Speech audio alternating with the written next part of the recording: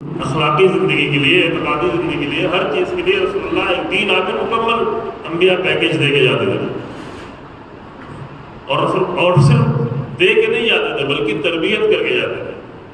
لیکن تربیت کرنے کے باوجود انسان کے اندر کا اپنا نفس، اپنی خواہشات، اپنی منفعت، اپنے فائدے، وہ سب چیزیں سبب بنتی تھی کہ پہلے بھی نبیوں کی تعلیمات سے، نبیوں کے پیغامات سے لوگ کچھ منفعت پسند لوگ، کچھ لوگ ہوتے تھے جو اپنے فائدے کے لیے دوسروں کو بھی گمراہ کرتے، کیونکہ اگر ایک معاشرے میں سب حق پسند ہوں تو ان کے اوپر ظالم آ ہی نہیں سکتا، یہ قانون ہے۔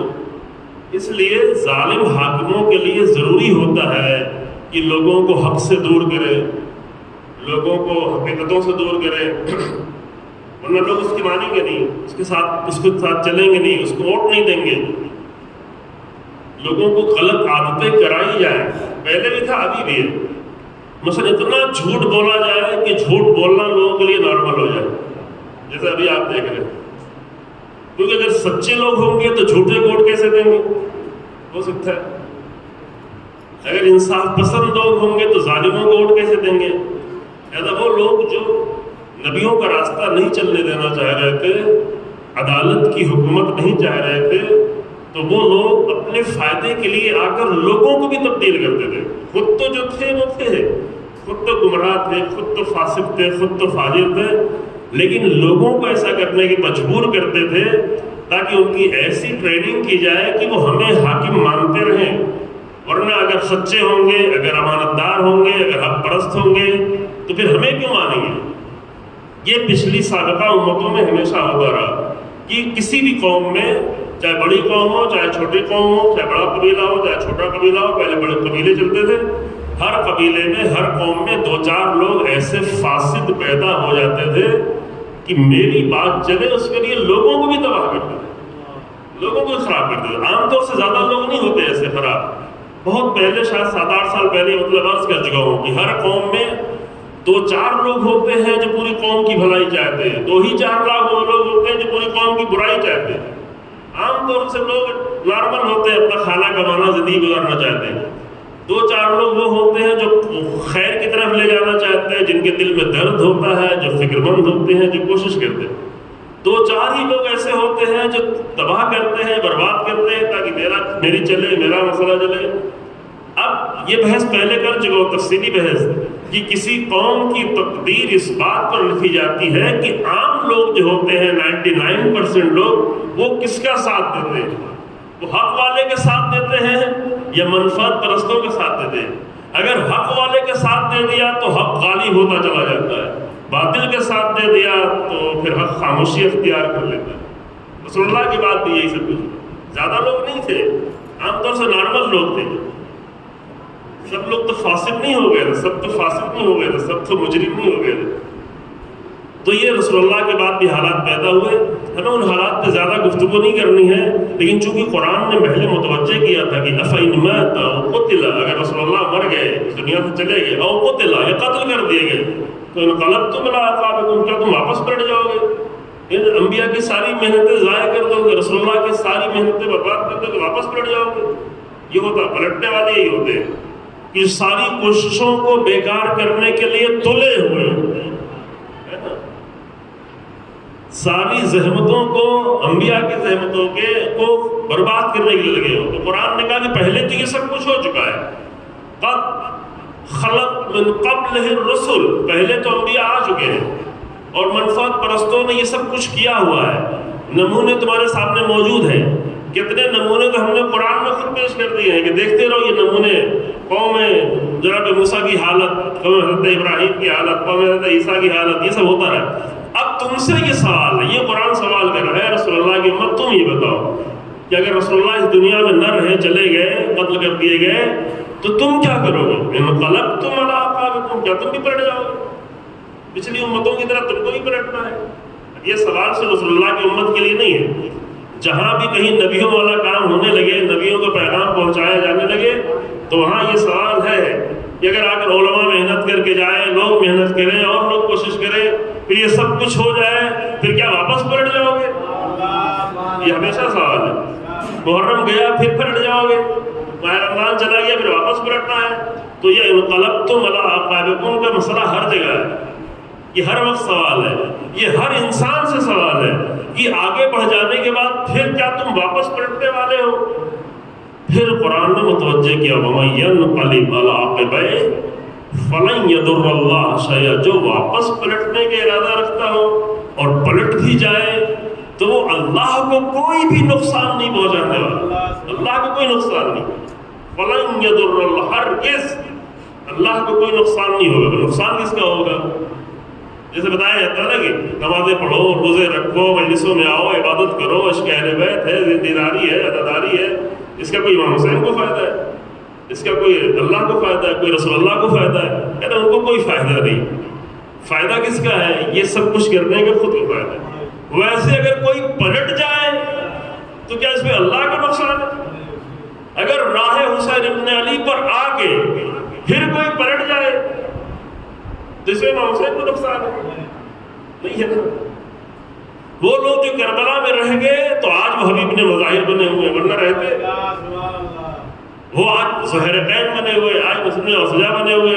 وہ جو پلٹ گئے، راستے میں بہت سارے لوگ پلٹ گئے، جو کچھ لوگ تو ایسے خسرت دنیا والآخرہ ہر طرف والے تھے کہ جن لوگوں نے امام حسین کے ساتھ اس لیے چل پڑے، وہ لوگ کیونکہ امام حسین جا رہے تھے کوفے کی طرف، تو انہوں نے کہا حد چھوڑو، امام حسین کے ساتھ چلو، چونکہ یہ تو رسول اللہ کے نواسے ہیں، ان کی حکومت ہو ہی جائے گی. خط پہ خط وہ بھی دیکھ رہے تھے، یہ تو جائیں گے تو ان کی حکومت بن جائے گی، کہیں ہم پیچھے نہ رہ جائیں. ابھی حج کو چھوڑو، چلو رسول اللہ کے نواسے کے ساتھ چلو تاکہ حکومت میں ہم بھی کہیں شریک ہو. لیکن جب یقینی ہو گیا کہ نہیں امام حسین علیہ السلام کربلا کی طرف جا رہے ہیں اور جناب مسلم کے شہادت کی خبر آ گئی، تو پھر انہوں نے امام حسین کو چھوڑ دیا. چھوڑتے گئے الگ الگ منزلوں پہ چھوڑتے گئے. امام بھی کہتے جا رہے جس کو جانا ہو جائے. یہ عجیب لشکر تھا، ہر جگہ لوگوں کو لایا جاتا ہے، لالچ دے کے، تنخواہ دے کے، دوستی کر کے، ڈرا کے. یہاں حسین ابن علی شب عاشور تک، بلکہ صبح عاشور کے دن بھی بعض لوگوں سے الگ الگ کہتے رہے جاؤ تم ادھر سے چلے جاؤ تمہیں کوئی نہیں رکے گا. نافع ابن ہلال تم چلے جاؤ تمہیں کوئی نہیں روکے گا. رات کی تاریکی میں چلے جاؤ، سب کو اکٹھا کر کے کہا چلے جاؤ. اللہ اکبر. تو لوگ چلے گئے. ان لوگوں نے حج بھی چھوڑ دیا اور حسین ابن علی کو چھوڑ دیا. تو کیا حج چھوڑ کے اور حسین ابن علی کو چھوڑ کے حسین ابن علی کو کوئی نقصان کیا؟ اچھا ہوا چلے گئے. ورنہ عاشور کے دن یہی کمزور لوگ مشکل پیدا کرتے ہیں، کیونکہ سخت میدانوں میں کمزور لوگوں کی ضرورت نہیں ہوتی. کمزور لوگوں کو پہلے ہی سے دور کر دینا چاہیے. جب مشکل میدانوں میں جانا ہے تو مشکل میدانوں میں کمزور ارادے کے لوگوں کو پہلے ہی سے امتحان لے کے پیچھے چھوڑ دینا چاہیے. جیسے جناب تعلق نے کیا تھا، واقعہ ہم بیان کر چکے ہیں، دہرائیں گے نہیں کہ پانی پی لو. میں ایک اشارہ کر دوں، بھوکے ہیں، پیاسے ہیں، حملہ کرنے جا رہے ہیں، جنگ ہونے والی ہے. قرآن نے 1.5 صفحے میں واقعہ بیان کیا، معمولی واقعہ نہیں ہے نا. اور مسافر ہے، آگے بھی جانا ہے، آگے جنگ کرنا ہے. اور جناب تعلق نے کہا کہ دیکھو یہ سامنے نہر آ گئی ہے، سفر کرتے کرتے کوئی پانی نہیں پیے گا. من شرب منہ فلیس منی، سورہ واقعہ پہ سورہ بقرہ ہے نا. من شرب منہ فلیس منی، جو بھی پانی پیے گا وہ ہم میں سے نہیں، وہ جائے یہاں سے، ہمارے ساتھ وہ چل ہی نہیں سکتا. ومن لم یطعمہ، لیکن جو پانی نہ پیے وہ ہے میرا، وہ چلے ہمارے ساتھ. تو بچپن میں مجھے بہت ہی فکر ہوتی تھی، پتہ نہیں آپ لوگوں نے پڑھا ہوگا، آپ کو جب ترجمہ پڑھتے تھے شروع میں جب طالب علم کے شاید نہیں تھے، کہ یہ کیا کر رہے ہیں جناب تعلق، کہ لشکر کو لے کے جا رہے ہیں، بھوکا پیاسا رکھ رہے ہیں اس کو، یہ تو جنگ کرنے جا رہا ہے نا. جس لشکر کو، اتنے بڑے لشکر، جالوت کا لشکر بہت بڑا تھا، اتنے بڑے لشکر سے جنگ کرانے کے لیے جا رہے ہیں، جن کو تو اچھے سے کھلا پلا کے لے کے جانا چاہیے. چلو اچھا کھلانا پلانا، پانی تو پینے دیں. یہ پانی پینے سے کیوں روک رہے ہیں؟ یہ ہماری بچپن کی فکر تھی. بچپنے والی فکر ایسے ہی ہوتی ہے کہ کوئی بھی اکٹھا کر لو، زیادہ تعداد زیادہ دکھنا چاہیے، ہمیں زیادہ لوگ دکھیں، یہ ہے ہوتا ہے. لیکن طالوت، جناب طالوت تعداد نہیں دیکھ رہے تھے، ان کو پہلے ہی آزما لے رہے تھے کہ تم کیا پانی پہ، پیاس پہ صبر کر سکتے ہو یا نہیں. کیونکہ جو لوگ پیاس پہ صبر نہیں کر سکتے وہ تلواروں کے سامنے کیسے صبر کر پائے؟ جنگ. زیادہ کمزور لوگ یہیں سے پیچھے چلے جائیں. اور امام حسین علیہ السلام بھی پہلے دن سے مسلسل اپنا مقصد بتاتے جا رہے تھے تاکہ کمزور لوگ میرے ساتھ آنے نہ پائیں، کیونکہ کمزور لوگوں کے ذریعے سے اتنی عظیم کربلا بن ہی نہیں سکتی. اتنی مضبوط کربلا کمزور لوگوں کے ذریعے سے نہیں بن سکتی. تو فرمایا کہ اگر تم چلے گئے تو اس میں امام حسین کو کوئی نقصان نہیں. وہ واقعہ پتہ نہیں بیان کیا کہ نہیں بیان کیا، وہ جو جس نے کرائے پہ اونٹ دیا ہوا تھا، سنا ہے واقعہ؟ امام حسین کو کرائے پہ اونٹ دیا ہوا تھا.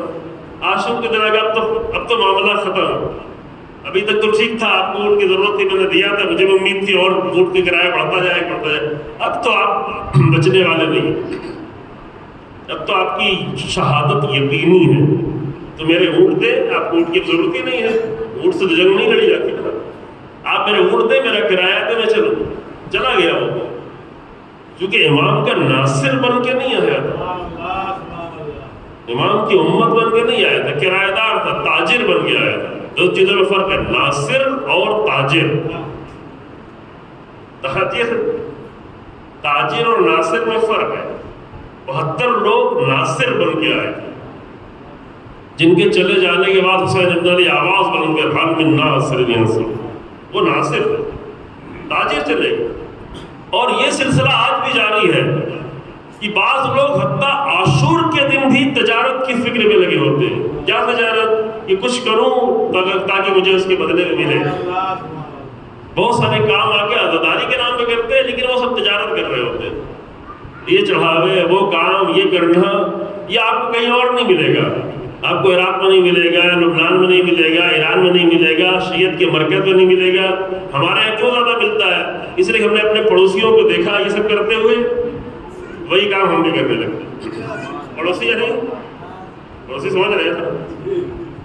جی ہاں، پڑوسیوں کو جو کام کرتے ہوئے دیکھا ہے وہ دھرم کے نام پر بڑے بڑے لوگ بھی تجارت کرتے ہیں، عوام کو بھی تجارت میں لگا دیا. لیکن حسین ابن علی عشق کرنے آئے تھے، تجارت کرنے نہیں آئے تھے. اللہ کے دین کی نصرت کرنے آئے تھے. حسین ابن علی اللہ کے دین کے ناصر تھے، اور اصحاب حسین ابن علی اللہ کے ولی کے ناصر بن گئے.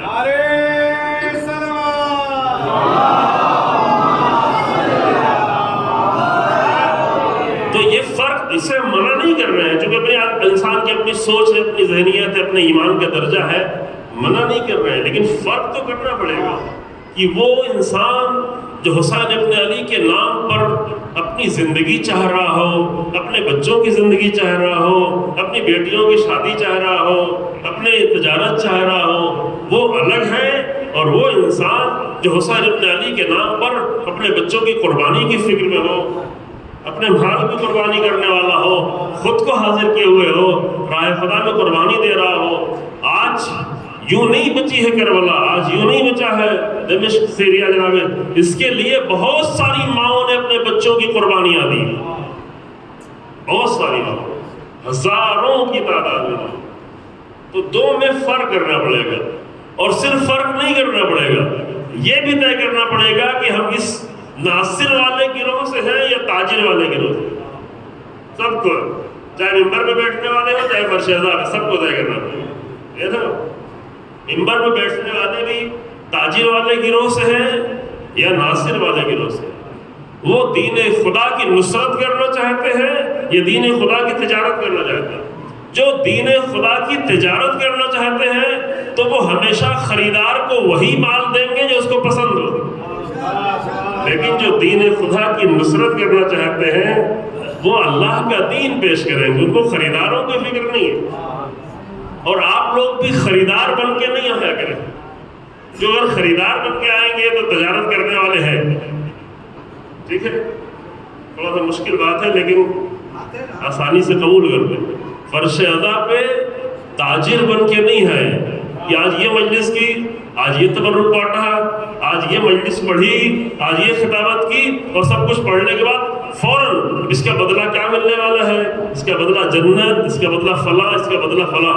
ایک مرتبہ عشق حسین ابن علی میں آیا، تجارت کو چھوڑ دے، وہ معاملہ اللہ کے اوپر چھوڑ دے۔ وہ جس طرح حسین ابن علی تجارت کرنے نہیں آئے تھے، اللہ کے عشق میں آئے تھے، رسول اللہ کے دین کی۔ پھر اللہ نے کیا دیا؟ جب اللہ دیتا ہے تو قیامت تک کے لیے عزتوں کا مرکز بنا دیتا ہے۔ تو وہ کام اللہ پر چھوڑے، اپنے ذہنوں سے یہ ساری چیزیں نکالے۔ ہمارے بعض ذاکرین بیچارے، ان کی نیت اچھی ہوگی، ہم کیا کریں، نیت کے بارے میں کسی کو شک نہیں کرنا چاہیے۔ آگے ایسی ایسی کہانیاں، جھوٹی کہانیاں عجیب و غریب گڑھتے ہیں اور سب تجارت بتا رہی ہے، تجارت یہ تجارت۔ وہ بیچارے جو عشق حسین ابن علی میں آئے ہیں، ان کو بھی وہاں پر ہر چیز میں تجارت دکھا رہے ہیں۔ اس سے بچنے کی ضرورت۔ جو تجارت کرنے والے کہیں بھی تجارت کر ڈالیں۔ ناصر، جو آج ناصر بنے گا حسین ابن علی کا، وہی کل وارث حسین کا وارث ہوگا۔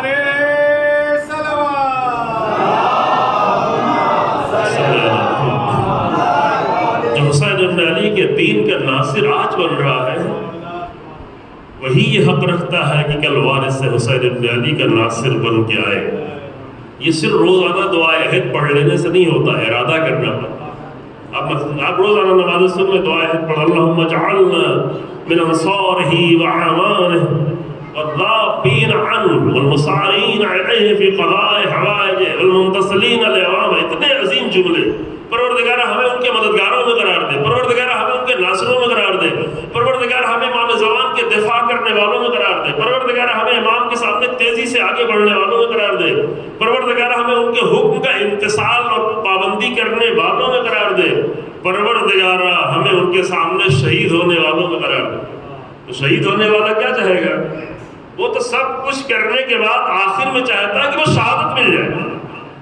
آخر جملہ کیا؟ والمستشہدین بین یدی، اے میرے اللہ ہمیں شہادت، سب کچھ کرتے کرتے پھر اس امید میں نہیں کہ اب تو امام زمان کی حکومت قائم ہو جائے تو پھر اب سب کچھ کر چکے، فائدہ ملنا شروع ہو جائے۔ نہیں، والمستشہدین بین یدی، آخری مرحلہ ہو شہادت۔ کیوں؟ کون یہ کہہ سکتا ہے؟ یہ مطلب میں نے کہیں عرض کیا، کلپ بھی کسی نے بنائی ہے، کیونکہ اس سے بڑھ کر کچھ ہے ہی نہیں۔ رسول اللہ کی حدیث ہے، اہل سنت میں بھی ہے، شیعوں میں بھی ہے، کہ فوق کل بر بر، ہر نیکی کے اوپر ایک اور نیکی ہے۔ پڑھی کہ نہیں آپ کا؟ ہر نیکی کے اوپر ہر نیکی، کوئی بھی نیکی کر لے، کوئی بھی نیکی کر کے فخر نہ کرے گی میں تو بڑی نیکی کر چکا، کہ 10 اشرے پڑھ لیا، 20 سال سے مجلسیں پڑھ رہے ہیں، خود کو کہہ رہے ہیں آپ اتنے تبرک بانٹ دیے تو نہیں مجلس۔ کوئی بھی نیکی کر کے فخر نہ کرے کہ میں نے یہ کر لیا، کیونکہ ہر نیکی کے اوپر پھر اور ایک نیکی ہے، یعنی کچھ دوسری نیکی کی تلاش میں ہو، ہر نیکی کے بعد والی نیکی کی تلاش میں ہو، کیونکہ جہاں فخر کرنے لگے وہاں سے راستہ بند ہو جاتا ہے۔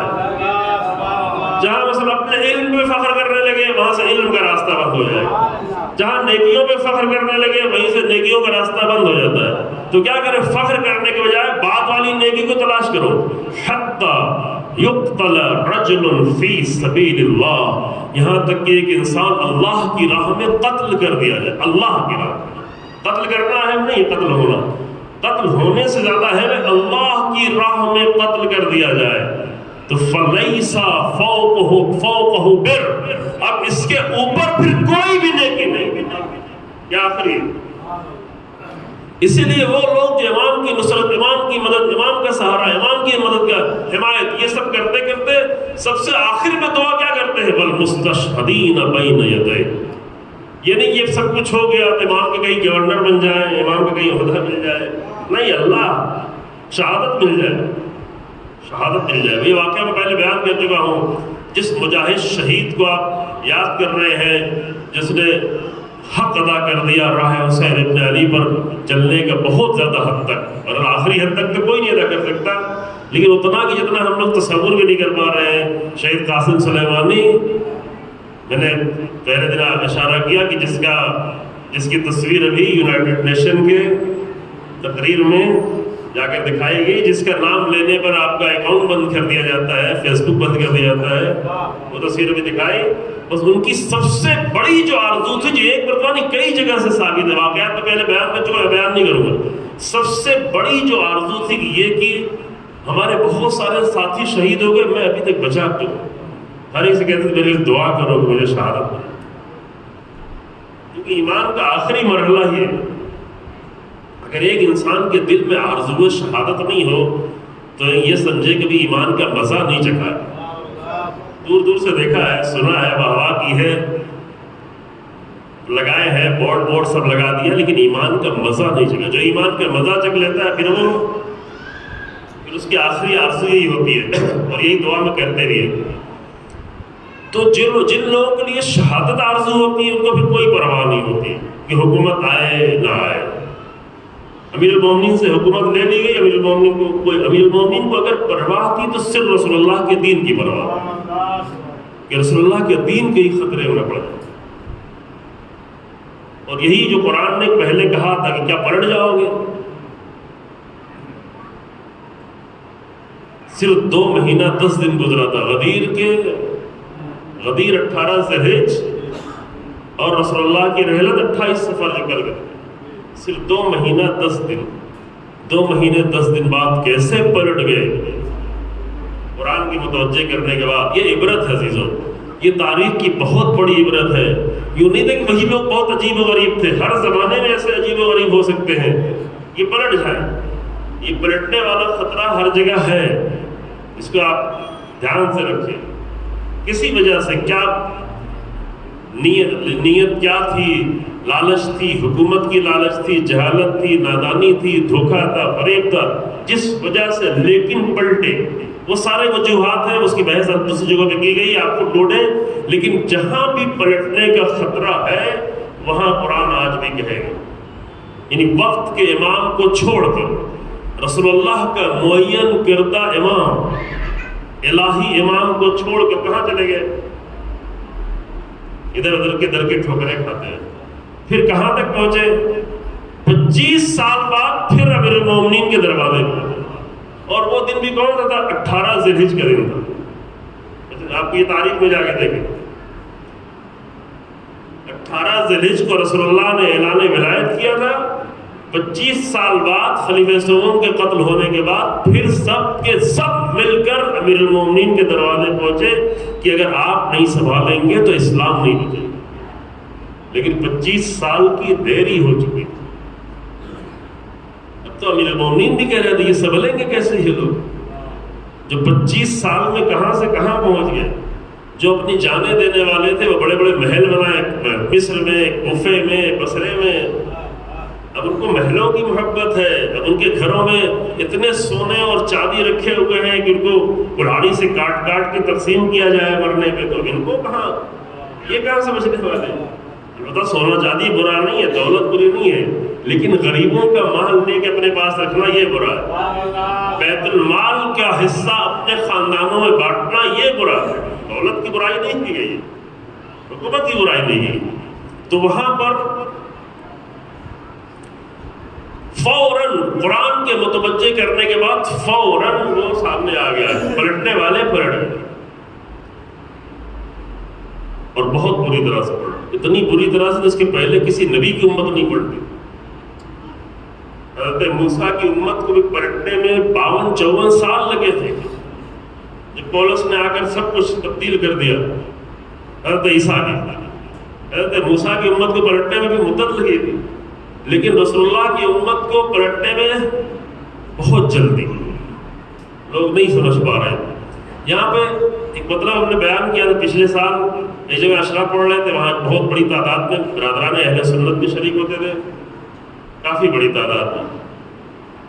تو انہوں نے آ کے سوال کیا کہ مجھ سے اس طرح کے سوال کرتے ہیں رسول اللہ کے بعد کیا ہوگا.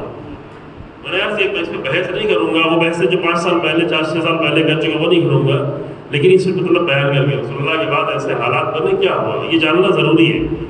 کسی پر طنز کرنا، کسی کی دل آزاری کرنا یہ بالکل اچھا نہیں ہے، اس کی اس میں اسلام اجازت نہیں دے رہا. لیکن اس کا مطلب یہ نہیں کہ تاریخ کی حقیقتیں بھی نہ جانیں. تاریخ کی حقیقتوں کو جاننا چاہیے، دوسروں کو بتانا بھی چاہیے، کیونکہ کبھی کبھی ایک ہی واقعہ انسان کی ہدایت کا سبب بن جاتا ہے۔ میں ایسے کئی لوگوں کو جانتا ہوں کہ رسول اللہ کے بعد کے صرف حالات کہ رسول اللہ کی بیٹی پہ کیا حالت ہوئی، صرف ایسی حالت کو اگر کوئی انسان متوجہ ہو جاتا ہے تو آگے راہ اہل بیت پہ پہنچ جاتا ہے۔ ایسے لوگ ہیں، بہت سارے لوگ۔ تو وہ آگے پوچھتے تھے کہ انہوں نے سوال کیا کہ لوگ ایسا سوال کرتے ہیں کیا ہوا ایسے حالات میں جاننا چاہتا ہوں۔ ہم نے کہا آپ زیادہ پریشان نہیں ہو، فقط ایک مسئلہ جان لیں، ایک مسئلہ صرف یہ جان لیں، چونکہ کنفیوز ہے لوگ کیا کریں، حکومت تو ایسی تھی، پھر جو ہے پھر ترتیب بھی کیا دیتے ہیں کہ جو پہلا ہے وہ سب سے افضل ہے، یہ ترتیب دیتے ہیں۔ یہ لاجک ہے۔ اب یہ لاجک نہیں معلوم یہ لاجک کہاں تک چلتی ہے۔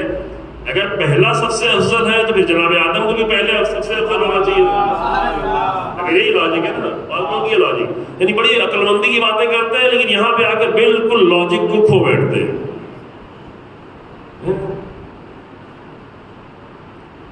تو میں نے صرف ایک مطلب کا عرض کیا کہ یہ سوال اپنے ذہن میں رکھیں کہ یہ پوچھیں کہ روایت ہے شیعہ سنی سب کی روایت ہے اور معتبر روایت اہم کتابوں میں ہے، اہل سنت کی بڑی کتابوں میں صحیح مسلم میں روایت ہے اور ان کے بہت بڑے راوی سے روایت ہے، خلیفہ دوم کے بیٹے جن کی روایتیں بہت زیادہ ہیں، عبداللہ ابن عمر خلیفہ دوم کے بیٹے تھے۔ تیسرے نمبر کی سب سے زیادہ روایتیں ان کی، پہلے نمبر سب سے زیادہ روایتیں ابو ہریرہ کی ہیں تمام کتابوں میں، اہل سنت کی کتابوں میں۔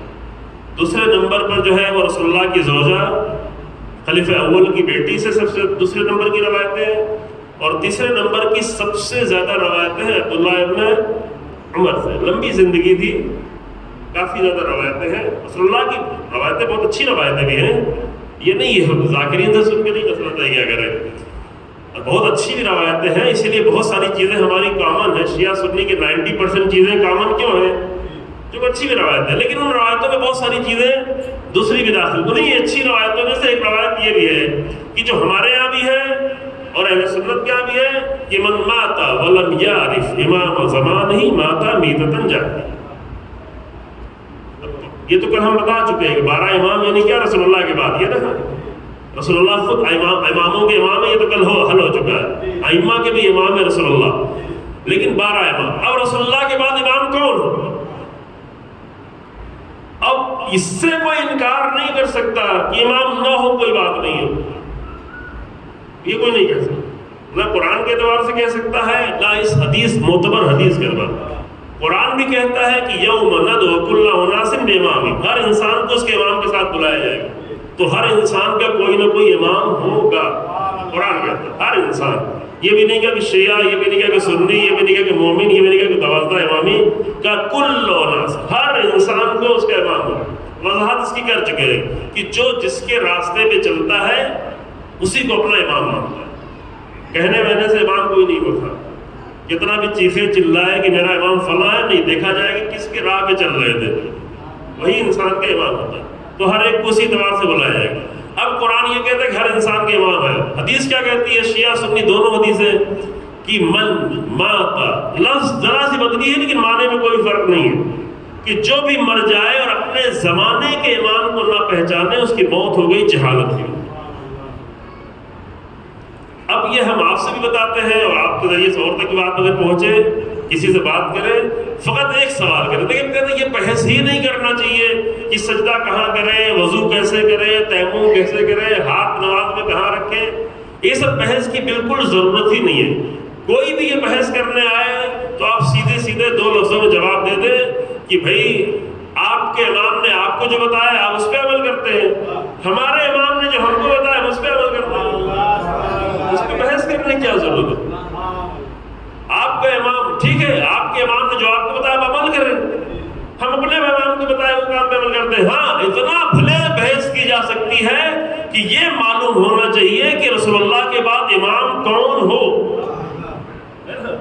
اس پہ بحث کی ضرورت نہیں ہے کہ کیا کریں۔ عام طور سے لوگ اس پہ الجھ جاتے ہیں، یہ غلطی کرتے ہیں، وہ سوال کرتے ہیں آپ جواب، یہ سجدہ ایسا ہے، فلاں روایت ایسی ہو گئی، یہ ہم نہیں مانتے، وہ شیعہ کتابوں کا حوالہ دے گا ہم مانتے ہی نہیں ہیں، ہم سنی کتابوں کا حوالہ ہم مانتے ہی نہیں ہیں۔ تو اس کی بحث کی ضرورت ہی نہیں ہے. بھئی ہر ایک جس کو امام مانتا ہے اس کی بات پہ عمل کرے، لیکن ہاں یہ طے ہو جائے کہ رسول اللہ کے بعد امام کس سے مانا جائے. رسول اللہ کے بعد دین ہم کس سے لیں؟ دین کس سے تھے رسول اللہ کے بعد؟ آج تک بھی ہم دین کس سے لیں؟ آج ہم دین بے دین لوگوں سے لیں، یہ بھی طے کرنا ہے. لیکن آج کا بھی مسئلہ ہے ایسے لوگ کہ جو ممبر پر آ جائیں لیکن دین نہیں ہو، ظاہر میں بھی دین نہیں ہو، نہ اخلاق، نہ کردار، نہ رہن سہن، نہ فیملی کی زندگی. دین کس سے لے؟ یہ مسئلہ رسول اللہ کے بعد کے لیے بھی ہے، یہ مسئلہ آج کے لیے. دین کس سے لیا جائے؟ آپ کہتے ہیں آپ جس سے بھی دل چاہے دین لے. ہم اہل بیت سے دین لیتے ہیں، ہم رسول اللہ کے بعد امیر المومنین سے دین لیتے ہیں. لیکن پھر بھی یہ سوال اپنی جگہ پہ باقی رہے گا کہ رسول اللہ کے بعد، کیونکہ تھوڑا بحث اس لیے میں کر رہا ہوں، امامت اور رسالت کے درمیان رابطہ، یہ مسئلہ حل ہو جائے. امام کس کو؟ تو اس کا بہت ہی آسان سا جواب ہے یہ کہ یہ بتائیں، یہ روایت تو سب کیا ہے کہ جو بھی اپنے وقت کے امام کو نہ پہچانے اس کی موت جہالت کی موت ہے. تو صرف مجھے اتنا بتا دیں کہ رسول اللہ کے بعد رسول اللہ کے گھر میں ایک ذات ہے جس کو سب مانتے ہیں. وہ کون سی ذات ہے؟ وہ رسول اللہ کی بیٹی ہے، اور ایک ہی بیٹی ہے. جو لوگ 4 بیٹیاں مانتے ہیں وہ بھی جانتے ہیں کہ تاریخ میں کوئی بھی بیٹی اس وقت تک موجود نہیں. جو مانتے ہیں 3 بیٹیاں جو ذکر کی جاتی ہے، زینب، ام کلثوم اور رقیہ، رسول اللہ کی بیٹیاں. 3 بیٹیاں اور بھی تاریخ کی کتابوں میں ذکر کی جاتی ہیں. ہمارے یہاں اس میں اختلاف ہے، کچھ لوگ کہتے ہیں رسول اللہ کی بیٹی کو جناب خدیجہ کی، کچھ جناب خدیجہ کی بہن کی. تاریخ کے مسئلے میں کوئی مسئلہ بہت حل بھی نہیں ہو سکتا. جس کا جو نظریہ ہے، جو بہتر سمجھتا ہے وہ کر لیتا ہے، مسئلہ نہیں ہے. چلے ہم کہتے ہیں کہ اتنا تو طے ہے کہ وہ رسول اللہ کے گھر میں پلی تھی. یہ تو طے ہے نا، یہ تو ہر جگہ ثابت ہے، رسول اللہ کے گھر میں پلی تھی. تو جب رسول اللہ کے گھر میں پلی تھی تو رسول اللہ تو فرق نہیں کرتے. رسول اللہ تو یہ نہیں کہتے کہ میری بیٹی ہے، یہ میری بیوی کی بہن کی بیٹی ہے. رسول اللہ تو بیٹیوں کی طرح پالیں گے. اب جو درجات ہیں وہ تو فضیلتوں کی بنیاد پہ ہوتے ہیں، وہ تو کمالات کی بنیاد پہ ہوتے ہیں. تو اس مسئلے کی بحث کرنے کی زیادہ ضرورت نہیں ہے. البتہ ہمارے زیادہ تر علماء مانتے ہیں کہ رسول اللہ کی ایک ہی بیٹی تھی. لیکن یہ تو سب مانتے ہیں شیعہ سنی کہ رسول اللہ کی وفات کے وقت باقی 3 کا انتقال ہو چکا تھا، صرف ایک ہی بیٹی تھی، اور وہ جناب زہرا سلام اللہ علیہ.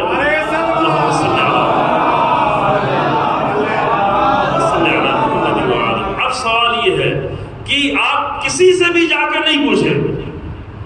رسول اللہ کے بعد 1,20,000 لوگ حج کرنے گئے تھے، کسی سے بھی جا کے نہیں پوچھے.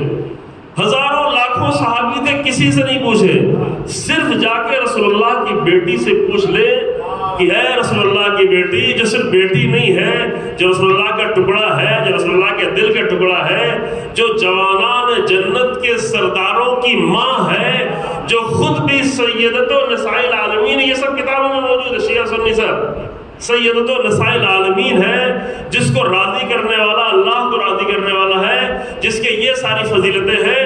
رسول اللہ کی اسی بیٹی سے جا کے پوچھ لے کہ اے بی بی، آپ یہ بتا دیں آپ کا امام کون؟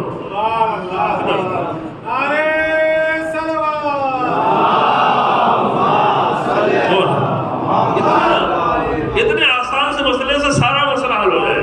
سارا مسئلہ، وہ خلافت کا مسئلہ بھی، ولایت کا مسئلہ بھی، غدیر کا مسئلہ بھی، اور بعد میں کیسے نماز پڑھیں، کیسے روزہ رکھیں، کیسے تیمم کریں، کیسے وضو کریں، سارا مسئلہ حل ہو جائے گا اگر ایک مسئلہ حل کر لیں کہ رسول اللہ کی وہ بیٹی جو سیدۃ نساء العالمین ہے، اس کا امام کون ہے. کیونکہ یہ تو کوئی نہیں کہہ سکتا کہ معاذ اللہ رسول اللہ کی بیٹی کی موت جہالت کی موت ہے.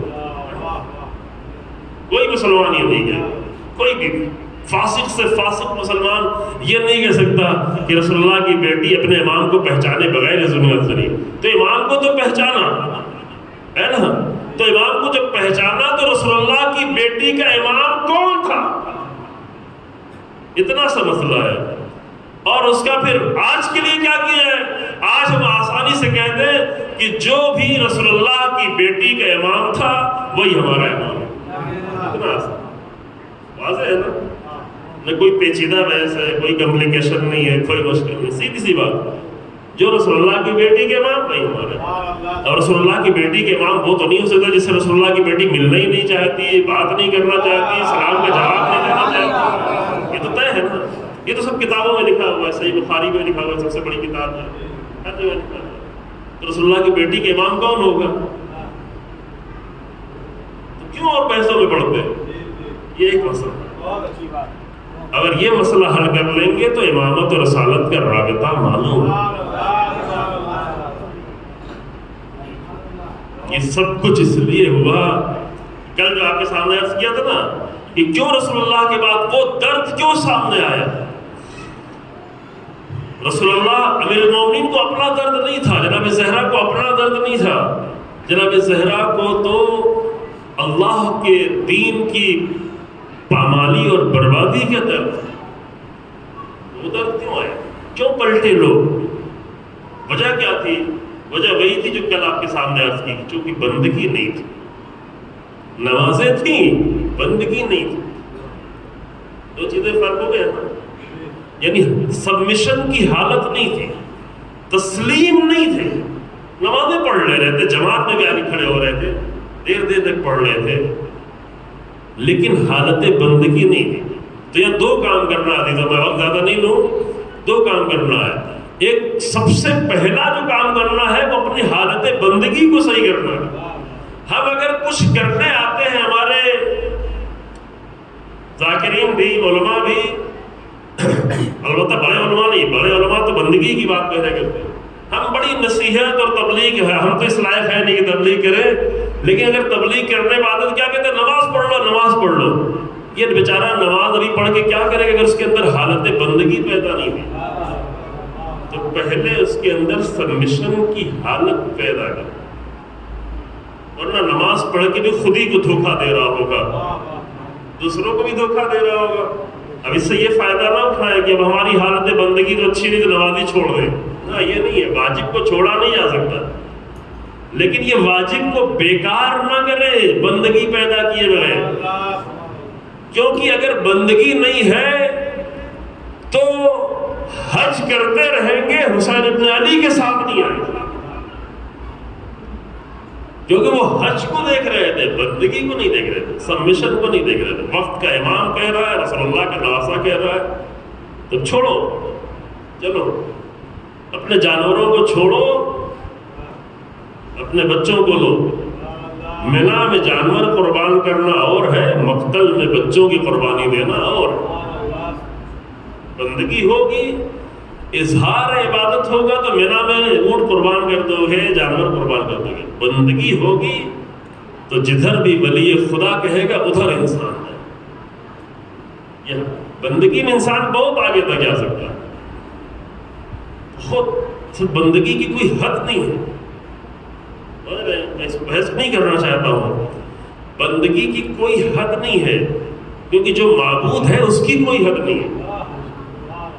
اس لیے رسول اللہ جیسا تاریخ کا عظیم ترین انسان جب رات میں اٹھ کے گریا کرتے تھے، سجدے میں سجدے کرتے تھے، عبادت میں عبادت کرتے تھے، بیوی کہتے تھے آپ کیوں اتنا رو رہے ہیں، آپ کو کیا مسئلہ ہے، کہ تم نہیں چاہتی کہ میں اللہ کا تسلیم بندہ ہوں؟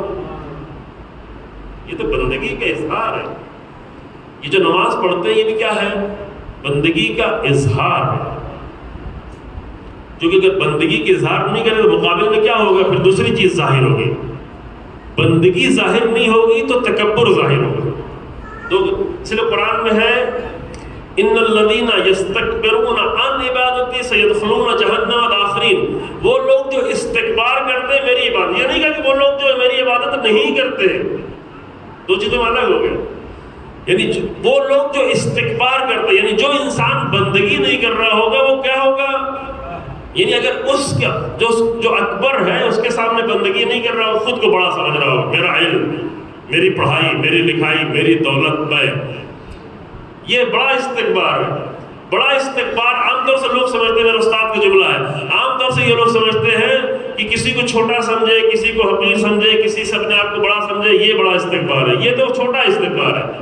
بڑا استکبار یہ ہے کہ اللہ کے سامنے اپنے آپ کو ظاہر کرے کہ میں بھی تو کچھ ہوں، یہ بڑا استکبار۔ یعنی اللہ کچھ حکم دے رہا ہے اگر نہیں مجھے یہ پسند ہے، میں یہ چاہتا ہوں، اور اپنی اس چاہت کی بنیاد پہ خود کو خدا بنا دیا۔ قرآن کہتا ہے فرائیت من اتخذ الہہ ہوا، کیا دیکھا اس انسان کو جس نے اپنی خواہشوں کو اپنا خدا بنا دیا ہے؟ صرف پوری زندگی خواہشوں میں لگا ہوا ہے۔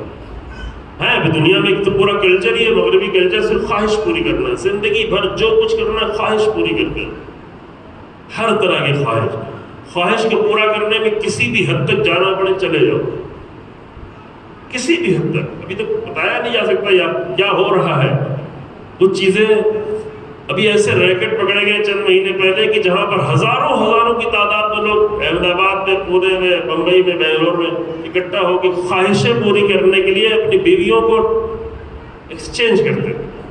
بندگی یعنی انسان جب خواہش کا غلام ہو جاتا ہے، خواہشات کا غلام ہوتا ہے، تو اس کو نہ نکاح کی پرواہ ہوتی ہے، نہ شادی کی پرواہ ہوتی ہے۔ تو بندگی ہے، اگر بندگی ہو تو یہ سب کچھ نہیں ہوگا۔ مومنوں کے درمیان میں ایسی باتیں سننے میں آتی، کیوں ہوتا ہے؟ ممکن ہے بات نماز پڑھ رہا، وقت میں روزے میں رکھ لے رہا، لیکن حالت بندگی نہیں پیدا ہوئی ہے۔ اور وہ جو حالت بندگی پیدا کر لیتا ہے، اس کے سامنے کہا جاتا ہے کہ ایک دن میں جوان بیٹا دینا ہے، 6 مہینے کا بچہ دینا ہے، 6 بھائیوں کی قربانی دینا ہے، بھتیجوں کو دینا ہے، بھانجوں کو دینا ہے، پورا بھرا گھر دینا ہے۔ کہ پروردگار تسلیم العمر، میں حاضر ہوں، میں تسلیم ہوں، میں سبمشن ہوں، سبمٹ۔ بندگی ہے۔ میں زیادہ اس کو نہیں کروں گا، عزیزو وقت تمام ہو گیا ہے۔ سب سے بڑا ہنر یہ پیدا کر لیں، باقی ساری چیزیں خود بخود آتی چلی جائیں، اور بہت زیادہ بھی نہیں آپ اپنے آپ کو مشکل میں ڈالیں کہ یہ بھی کر لیں وہ بھی کر لیں۔ اتنا کبھی کبھی تو ہم مستحبات پہ اتنا لگے رہتے ہیں کہ اتنا دین کو مشکل بنا دیتے ہیں، اتنا مشکل بنا دیتے کہ ہماری دیداری کو دیکھ کے لوگ سمجھتے ہیں یہ دیداری تو نہیں ہو پائے گی، چھوڑو بھی نہیں چھوڑو۔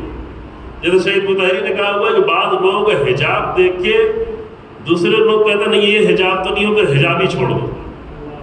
پہلے زمانے میں ایسا حجاب ہوتا ہے، یعنی زندگی بھر گھر سے باہر قدم نہیں رکھ سکتے ہیں۔ زمیندار گھرانوں کی عورتیں، زمیندار کتنا بھی گناہ کرنا ہو کرے، ہر طرح کا گناہ کرے، لیکن عورت ڈیوڑی پہ قدم نہیں رکھتی۔ یہ تھا زمینداروں کا کلچر۔ اور حجاب جب اگر کبھی نکلنا پڑا تو پورا خیمہ اوپر سے ڈال دیا جاتا تھا۔ پتہ نہیں آپ لوگوں نے دیکھا کہ نہیں، بچپن میں دیکھا ہوگا ایسے خیمہ۔ تو شہید مطہر کہ اس خیمے کو دیکھ کر تو جو لوگ حجاب کرنا چاہیں وہ بھی نہیں کریں گے۔ دین کو اتنا مشکل کیوں ہو رہا ہے؟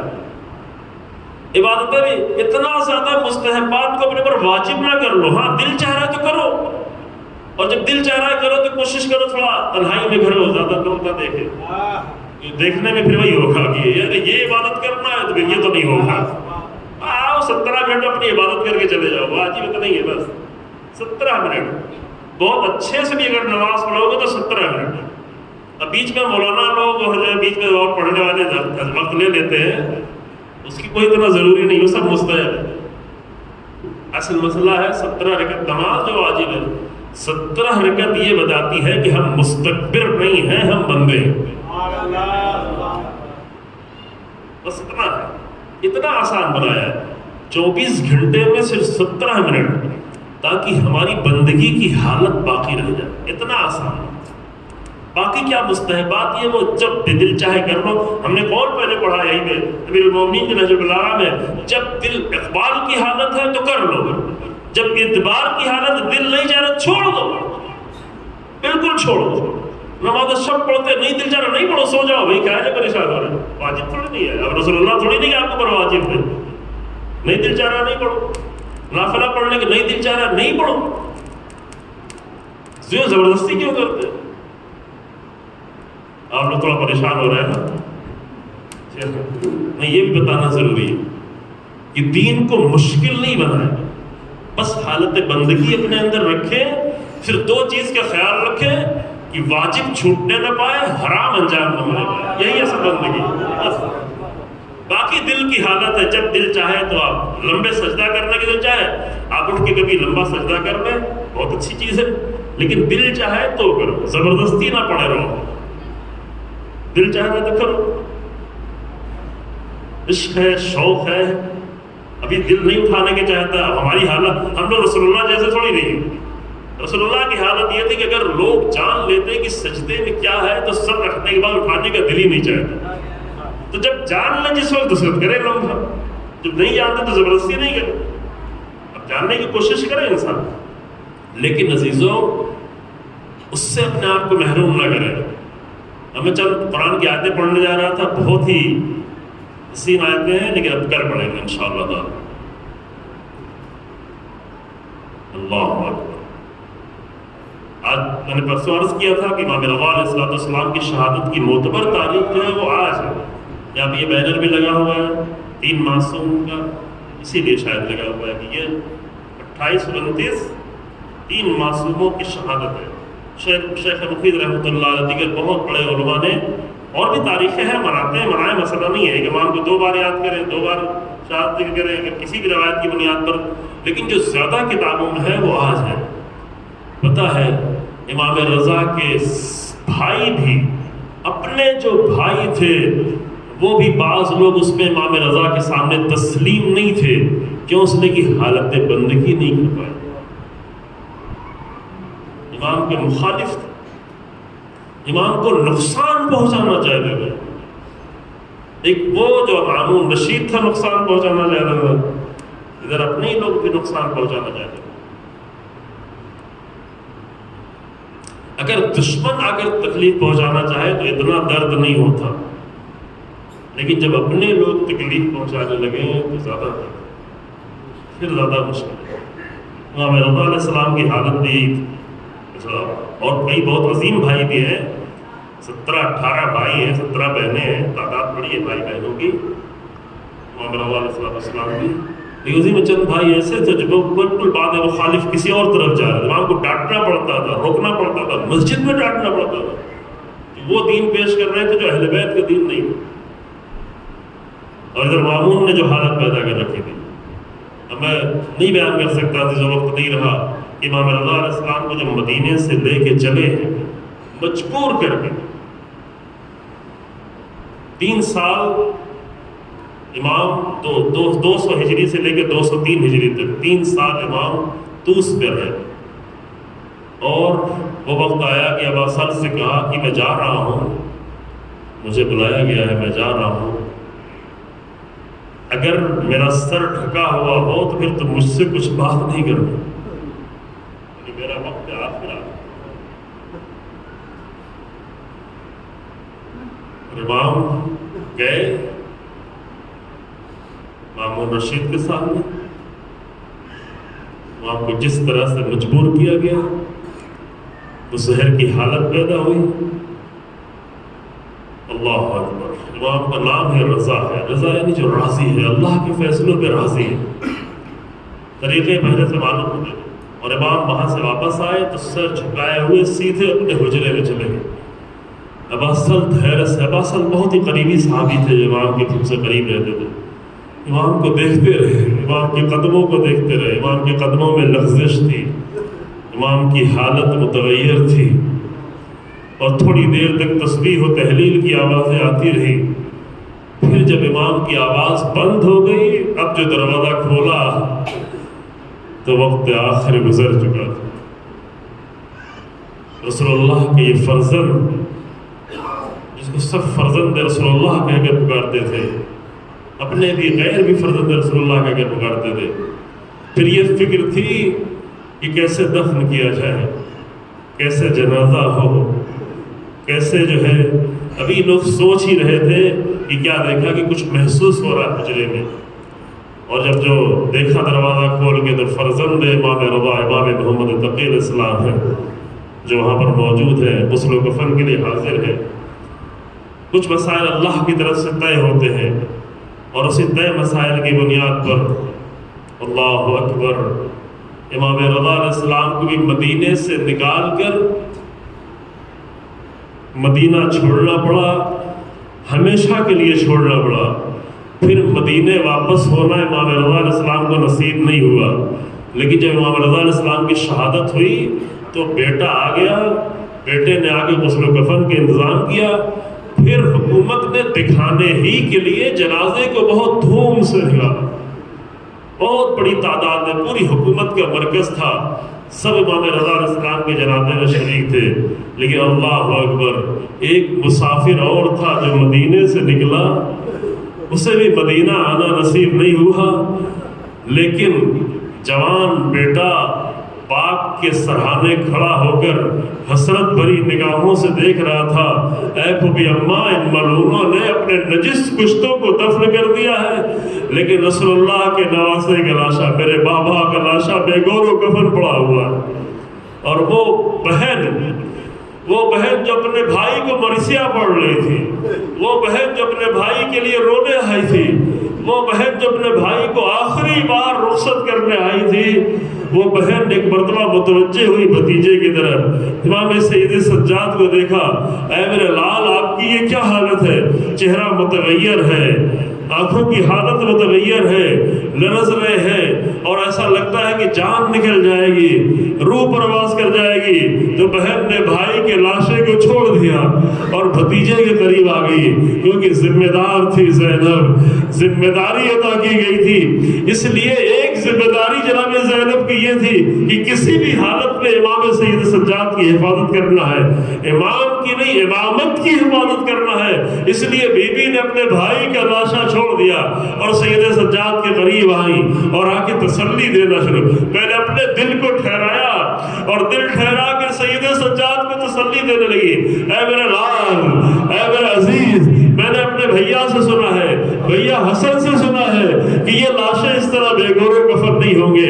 سید سجاد کو بھی معلوم تھا، لیکن جناب زینب تسلی دے رہی ہے، یہاں پر فرشتے آئیں گے، یہاں مسلسل فرشتوں کی آمد و رفت ہوگی، یہاں مزاریں ہوں گی، یہاں مومنین کا آنا جانا ہو۔ ان جملوں کو اتنا بار بار دہرایا کہ سید سجاد کے دل کی حالت ٹھہر گئی، اور پھر بی بی واپس پلٹی۔ اب ظالموں نے چاہا تھا کہ بیویوں کو پھر سوار کرے اور سوار کر کے کوفہ و شام کی طرف لے جائے، کہ اسی لمحے میں جناب زینب ایک مرتبہ پھر اپنے بھائی کے لاشے کے قریب آئی، دن کے اجالے میں۔ کل شام غریبہ کی تاریکی میں بھی بہن نے بھائی کا لاشا دیکھا تھا، لیکن شاید رات کی تاریکی میں اتنے زخم نظر نہ آئے ہو، لیکن ابھی دن کے اجالے میں اتنے زخم ہیں، سر موجود نہیں ہے، ہاتھ کٹا ہوا ہے، انگلیاں کٹی ہوئی ہیں، پورا جسم زخمی ہے۔ بہن نے پہلے ہی فریاد بلند کی، انت آخر حسین، کیا تو ہی میرا ناجایا حسین ہے؟ اگر تو میرا ناجایا حسین ہے تو سر کہاں ہے؟ سر کا نامہ کہاں ہے؟ دوش کی رضا کہاں ہے؟ اے میرے بھیا، اس عالم میں بہن کیسے دے گے؟ اور وہ آخری وقت میں ایک مرثیہ بیوی نے پڑھا ہے، قیامت کا مرثیہ۔ آپ نے زندگی میں بہت سارے مرثیہ سنے ہوں گے، بہت سارے لوہے سنے ہوں گے، لیکن یہ شاعر کا مرثیہ پڑھنے والا پڑھتا ہے، لیکن وہ پہلا مرثیہ تھا جب بہن خود اپنے بھائی کے سرانے کھڑی ہو کر بکھری ہوئی لاش، زخمی لاش کے قریب کھڑے ہو کے مرثیہ پڑھ رہی تھی، یا محمد یا محمد صلی علیک ملائکۃ السماء، ھذا حسین المرمل بالدماء۔ اے میرے نانا، آپ پر تو فرشتے صلوات و سلام کے لیے آئے تھے، گلی کا دن تو گزرا ہے، 28 سفر کو فرشتوں کی آمد کا سلسلہ جاری تھا۔ اے میرے نانا، یہ میرا بھیا حسین ہے جو خون میں غلطہ پڑا ہوا ہے، مسلوبۃ الامامۃ والرضا، مقطع العزا، امامہ چھلا ہوا ہے، جسم کے ٹکڑے ٹکڑے ہیں، جناب زینب کو مجبور کر کے کربلا سے لے جایا جا رہا ہے، اور بہن پیچھے مڑ مڑ کے، اے میرے بھیا مجھے معاف کرنا، انا باللہ و انا الیہ راجعون۔ سیدنا النبی مدار وائے قلبی ربنا تقبل منا انك انت السميع العليم بحق محمد وعترة التحرير۔